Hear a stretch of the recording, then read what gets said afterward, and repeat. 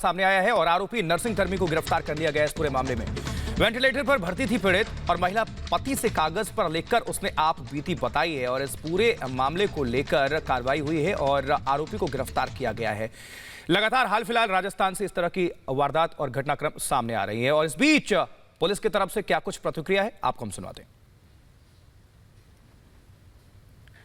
चित्रकूट थाने में क्लिनिक अस्पताल में एक महिला जो कि जिसका ऑपरेशन हुआ था, उस ऑपरेशन के बाद में वो आईसीयू में एडमिट थी।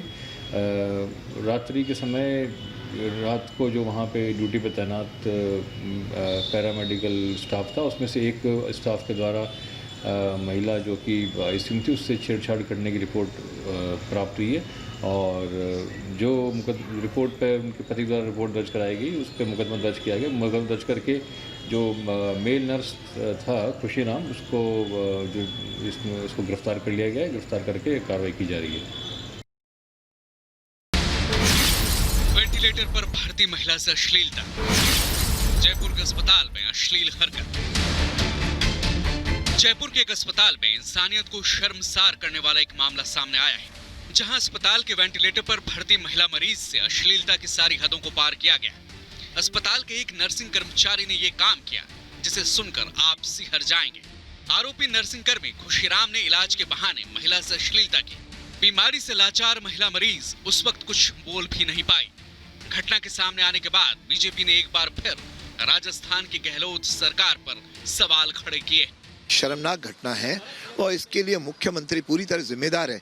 राजस्थान में किसी गृह मंत्री का न होना और मुख्यमंत्री जी की एक तरह से शासन में किसी प्रकार का कोई उनका नियंत्रण न होना दर्शाता है कि अपराध सारे जो है अधिकारी बेखौफ है और उसके आधार पे नीचे कोई कार्रवाई नहीं होती। अपराधी बेखौफ है, इसलिए अपराधियों को संरक्षण भी कहीं न कहीं मिल रहा होगा। इसलिए इन घटनाओं को तुरंत रोकने के लिए या तो मुख्यमंत्री अपनी नैतिक जिम्मेदारी लेते हुए अपना इस्तीफा दें।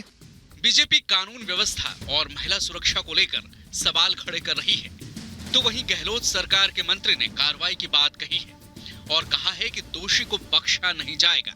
सबको एक होकर अपराध का जवाब देना होगा। अपराधी की मानसिकता बदलनी होगी। पाप जो कर रहे हैं उनको भगवान माफ नहीं करेगा और सरकार भी उनको माफ नहीं करेगी। इससे ज्यादा पाप कुछ नहीं हो सकता।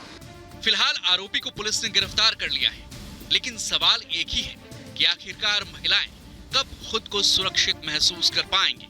Bureau report, Republic Bharat.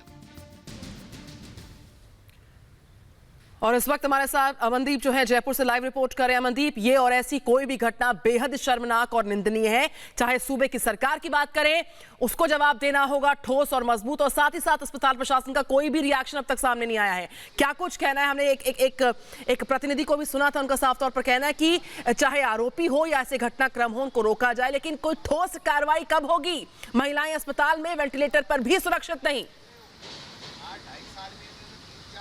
Amandeep, देखिए, ये बिल्कुल सही बात है कि राजस्थान में महिलाएं जो है न थाने में सुरक्षित है, न सड़क पे सुरक्षित है। और अस्पताल में जो वाक़या हुआ था, वेंटिलेटर पे वो महिला थी, ऑक्सीजन उसके लगी हुई थी, मास्क लगा हुआ था, ड्रिप उसके चढ़ रही थी, और उस वक्त इस तरीके का वाक़या होना अस्पताल में, ये कहीं ना कहीं अब डराता है कि खौफ जो है पुलिस का जो होना चाहिए अपराधियों में, वो बिल्कुल नहीं है। बीजेपी इस मामले को लेकर के बड़ी तैयारी कर रही है, आंदोलन की तैयारी भी कर रही है और खुद सरकार को घेरने की कोशिश सदन में भी हो रही है, क्योंकि असेंबली फिलहाल यहाँ पे चल रही है राजस्थान में।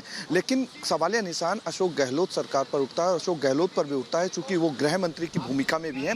ऐसे में ये तय कर पाना कि आरोपियों को कब तक सजा मिलेगी, कितनी ठोस सजा मिलेगी, जांच कब तक पूरी हो जाएगी, क्योंकि गंभीर मामला है और गंभीर मामले में अभी निश्चित तौर पर बहुत ज्यादा गंभीर मामला है और पहले से ही राजस्थान सरकार पर, गहलोत सरकार के लॉ एंड ऑर्डर पर सवाल उठते रहे हैं और इस घटनाक्रम ने लॉ एंड ऑर्डर पर एक बार फिर से सवाल खड़े कर दिए। बहुत बहुत शुक्रिया इस पूरे घटनाक्रम पर जानकारी हम तक साझा करने के लिए।